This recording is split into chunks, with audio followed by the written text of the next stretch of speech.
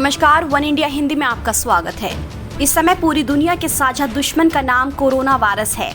अनदेखा दुश्मन पूरी ताकत के साथ आक्रमण कर रहा है और दुनिया के शक्तिशाली मुल्क लाचार हैं। सभी देशों को कोरोना की वैक्सीन का इंतजार है। अधिकांश देश इस समय कोरोना वायरस की वैक्सीन और दवा खोजने में जुटे हैं। कई देशों ने दावा किया है कि कोरोना वैक्सीन पर उनका ट्रायल सफल रहा है।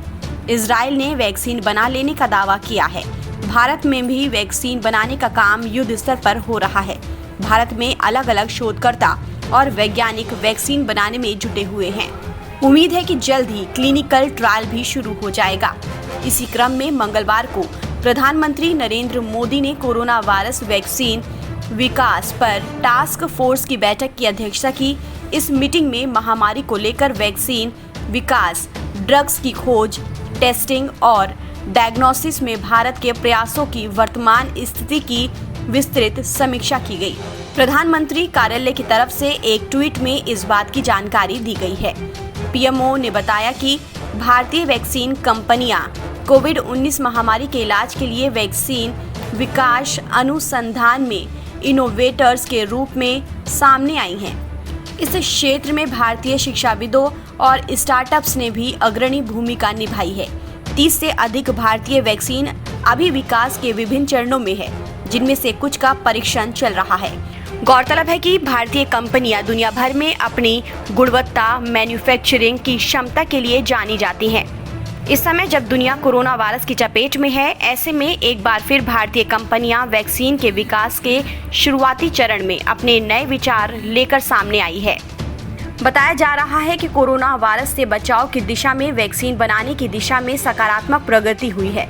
इस क्रम में 5 दवाएं या वैक्सीन अपने अंतिम चरण में है। इस संबंध में टास्क फोर्स के साथ पीएम मोदी ने गंभीर चर्चा की और भरोसा दिलाया कि सरकार की तरफ से हर संभव मदद की जाएगी। उन्होंने कहा कि जो शोधकर्ता इस दिशा में काम कर रहे हैं वो अपना बेहतर प्रदर्शन करें। कोरोना के खिलाफ वैक्सीन पूरी मानव जाति की जीत होगी। पीएम मोदी ने कहा कि तेजी से हम कैसे जांच की दिशा में आगे बढ़ सकते हैं और इसके लिए किस तरह से वैज्ञानिक विधियों का विकास हो सकता है, उस पर काम करना होगा।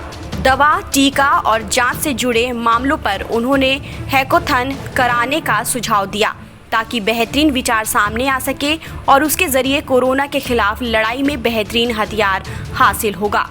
बता दें कि देश में मंगलवार को कोरोना वायरस संक्रमण के मामले बढ़कर 50,000 के करीब पहुंच गए हैं। साथ ही देश में अब तक 1,694 लोगों की मौत हो चुकी है। हालांकि राहत की बात यह है कि देश में अब तक 14,183 लोग इस बीमारी से ठीक हो चुके हैं। इस खबर में फिलहाल इतना ही। तमाम अपडेट्स के लिए आप बने रहिए वन इंडिया हिंदी के साथ।